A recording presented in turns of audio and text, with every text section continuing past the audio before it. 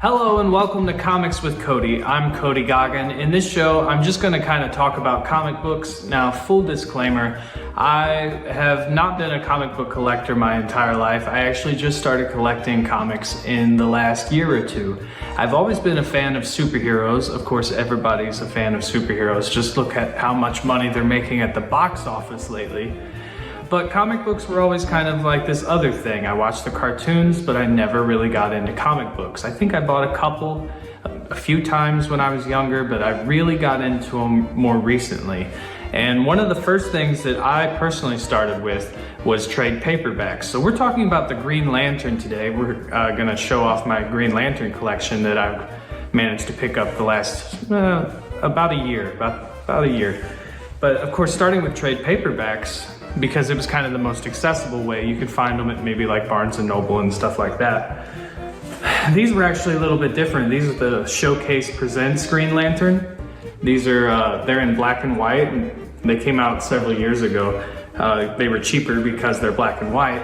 But a lot of the Showcase titles are going for more money now and would have been out of my price range. For whatever reason, the Green Lantern books were cheaper. So that's what I ended up with. I've got this one, and I've got volume 2 as well. And these are both really cool. When I first got them, I thought the black and white wouldn't bother me so much, but I mean, it is the Green Lantern, so without the green and the yellow and all the colors, it's missing something. Up next, we're gonna talk about the Floppy Books. Of course, if you don't know, which I didn't know because I was so new to comic book culture, the floppies are the individual issues that everybody thinks of as a comic book. You know, they're not very long and they look about like this. This is an iconic issue, iconic cover of Green Lantern and Green Arrow, but I think it's a reprint. It's not like the real thing. Okay, this actually is as old as it looks. One thing I want to talk about comic books is it was not in my mind to be worried about getting like the coolest or the most expensive books available. I thought, what the heck, I'm just gonna go look at the dollar bins and I'm gonna see what's available in the dollar bin. And I was really surprised at how much stuff could be had for $1 or less. Most of these I actually managed to pick up for less than $1. This one was $2. Let's see, what is this? Green Lantern number 145. 60 cents at the time.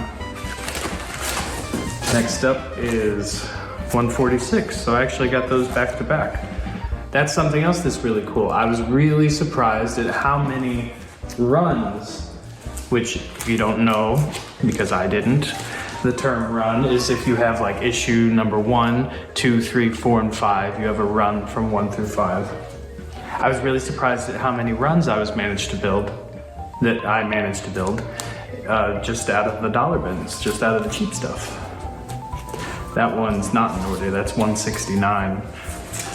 And then this one jumps up to 181. What's next? 191, so we skipped 10 issues with that one. That's kind of a cool cover. Green Lantern's one of those characters that I sort of overlooked as a kid. You know, it was always Superman, Batman, Spider-Man, because of course the movie Tobey Maguire came out.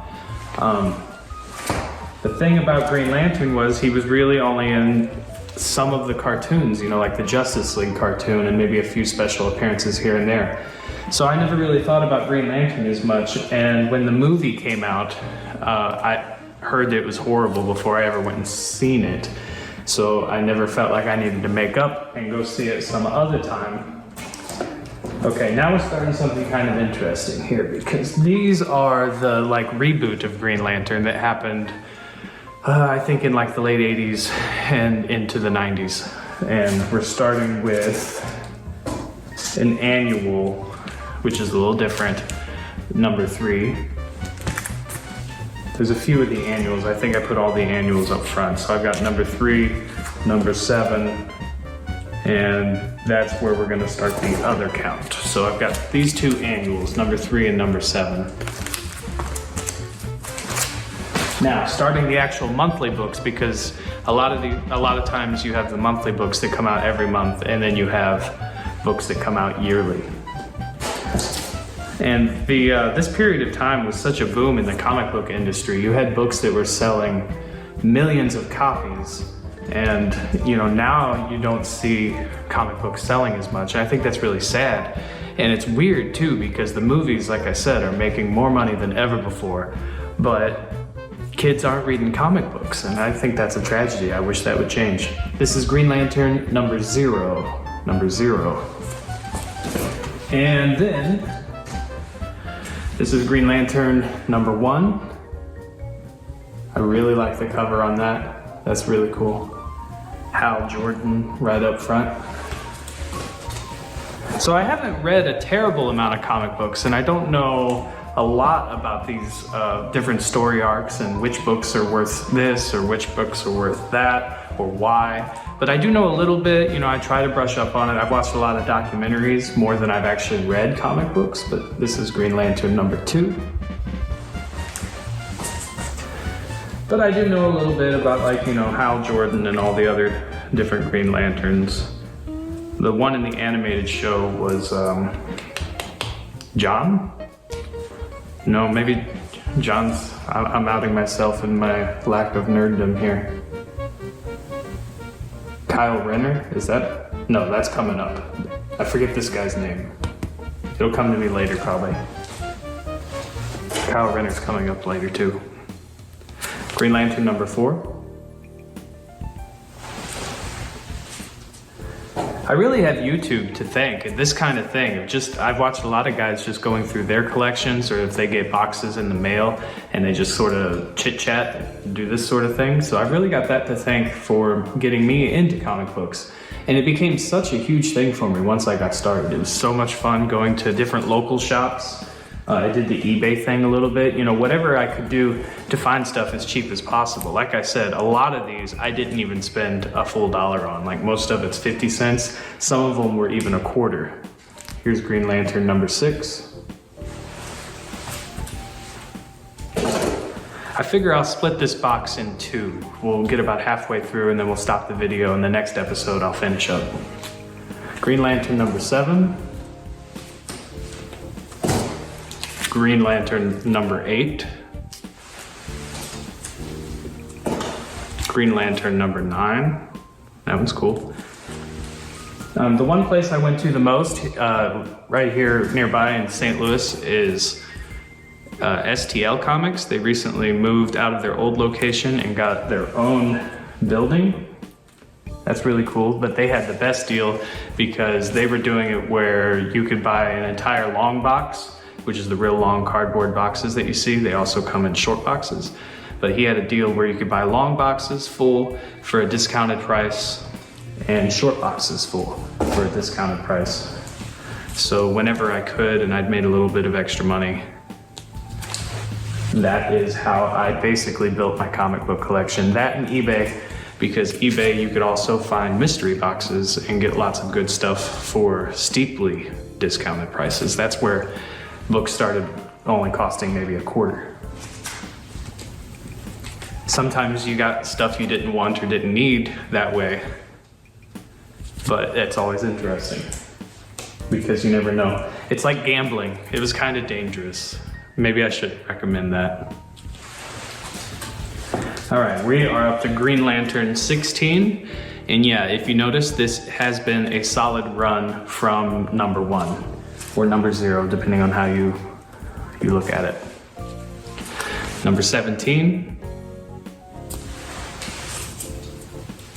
Somewhere within all of these is, I believe, the big story of when not the original Green Lantern, but the Green Lantern most associated with the name Green Lantern, Hal Jordan, became, Parallax?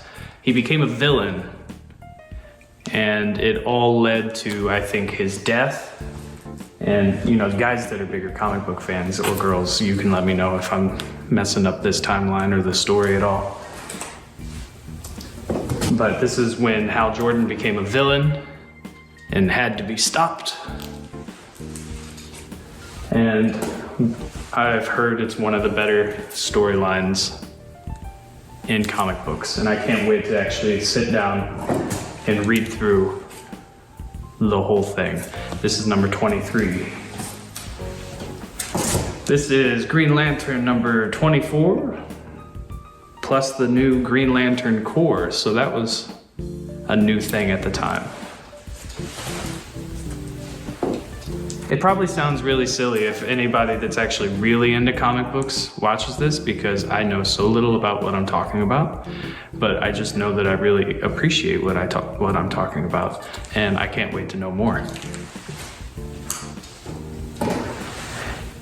It was really intimidating because to go into a comic book shop, you think like everybody there probably knows a lot more about going to a comic book shop than you do. I don't know, I let myself get psyched out about it in a way. But it actually, you know, you gotta start somewhere. And just because somebody's been doing it for 30 years or something, you know. And these books, it's not like I bought them because I wanted them to be worth money. I don't think that they, you know, they're not ever gonna be worth too much more than what I spent on them, maybe.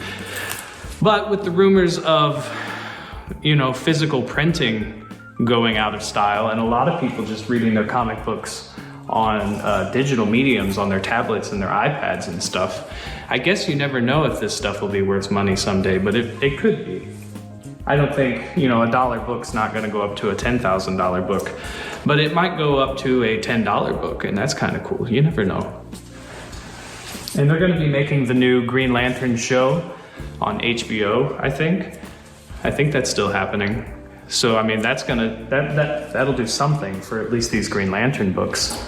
I can't wait to talk about other characters too. This is a cool cover. I don't know what's going on there, but it looks cool. Green Lantern number 34. It's always cool when you have multiple characters on the same cover or in the same art. This one, Green Lantern number 35. I guess I should go back and watch the movie. Who is that in the Green Lantern movie? It's Ryan Reynolds or something. He's played a different superhero since then, which is kind of interesting. But I guess people made fun of it because the whole thing, his physical body was CGI. But what a strange decision, because at that time, you know, it was all 2009-ish. CGI was not ready for full body, full movie, I don't think. It still isn't. Like, if you ask me, you can't make something that isn't real look good for an extended period of time on screen. There's too many tells. I think the human eye recognizes when something doesn't actually exist. I miss physical effects work. And any modern movies that are using physical effects work are going to grab my attention more than something using CGI. I just talked about The Hobbit filming one of my other shows here on YouTube, The Hobbit movies, and of course that's a huge situation of movies that use too much CGI, and they use the different frame rate too, which I haven't decided how I feel about frame rate changes in filmmaking. I know a lot of filmmakers have big opinions about that, and I know a lot of film students have big opinions on that. This one's gonna fall over on me. I'm building a stack down here, you can't see it. But I don't have big opinions. Okay, I think this is pretty much starting the storyline I was talking about earlier. This is where it begins to happen. And like all things comic books, I think it's been retconned recently, or multiple times probably. That kind of sucks, you know? Sometimes when you tell a good story, you gotta leave it alone. You just gotta leave it alone. There's Green Lantern number 50. And I believe these have all still been a solid run. And again, almost none of these cost more than $2. So if you're thinking about getting into comic books and you think it's sort of inaccessible, like I did, I really did, maybe reconsider, because you might find a hobby that's really interesting to you and it's not terribly expensive. It can be because it's addicting and then you want to get sort of too many comic books, but that's what hobbies are all about sometimes, so long as it's productive in some way, you know. For me, this has been really inspiring too, because I used to love to draw and I've always loved to write. So, you know, I wanted to try my hand at making comic books, and I did. I wrote and illustrated 2 issues of a comic book, but here's the truth. I can't draw very well.